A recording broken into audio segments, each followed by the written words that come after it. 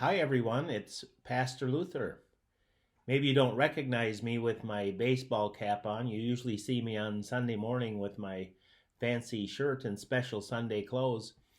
But it's Saturday morning and I'm in my home office. And I want to tell you today how excited I am to share a children's sermon with you today. For the third Sunday of Easter, the name of our story is The Road to Emmaus.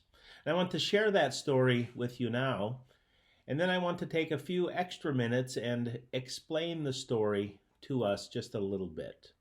So if you could put on your listening ears and listen carefully to the name of my story and to the story, it's called The Road to Emmaus.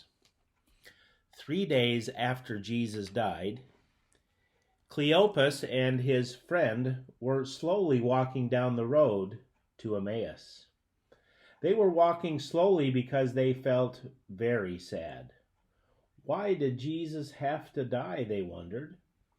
After a while, a stranger began to walk with them. The stranger was really Jesus, but Cleopas and his friend didn't know it.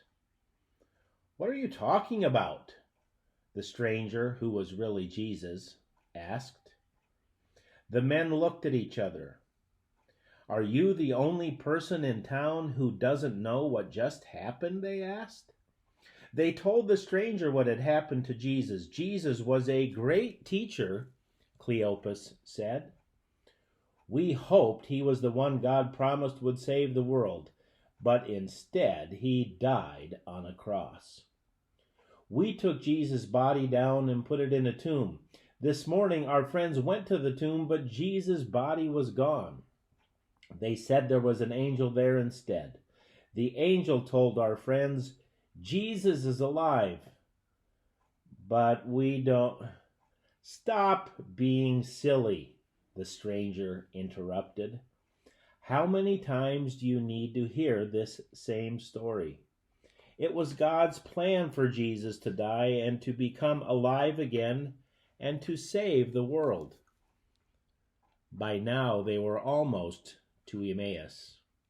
Cleopas invited the stranger to stay for dinner.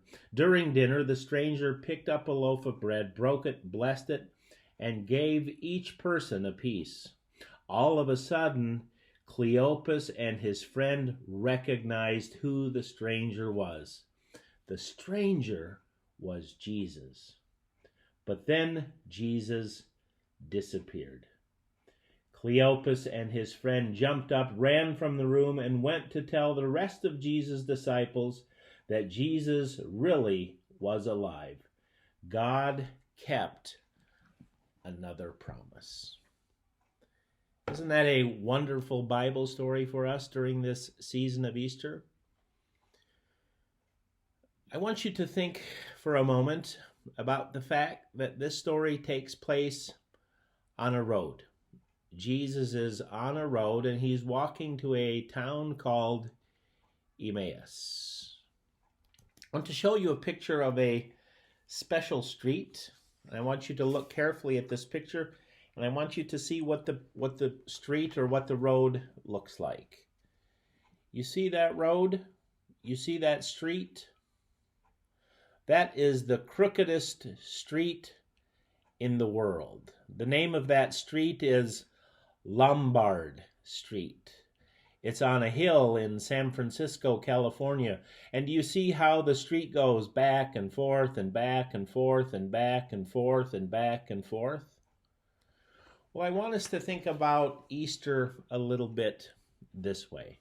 I think sometimes we think that following Jesus is going to be easy, and that Jesus is just going to go in a straight path, and it's easy for us to follow Jesus. But the truth is that Jesus walks on a crooked road, a crooked street, because Jesus is going back and forth and back and forth and back and forth. And the reason that Jesus is going back and forth and back and forth and back and forth is because he's going all over the world to meet people and to tell people that he loves them. The next time you see a street or look at the street or the road in front of your house, or the next time you are out riding with your moms and dads on the street, I want you to look at how straight the street is, or how straight the road is, or how crooked and curvy and how it turns all over the place. And I want you to remember that Jesus has given you a very special and important task, and that is to follow Jesus wherever he goes. Thank you for joining me for our children's message, and I look to spending many more with you. God loves you, and so do I. Bye-bye.